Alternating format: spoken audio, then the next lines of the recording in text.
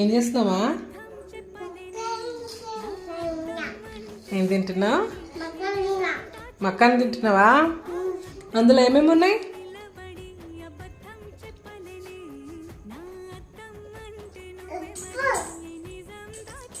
ఉప్పు ఇంకా నెయ్యి, గీ and pink salt.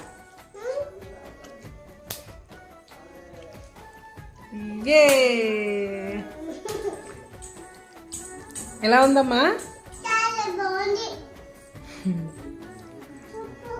సూపరా? Yummy yummy.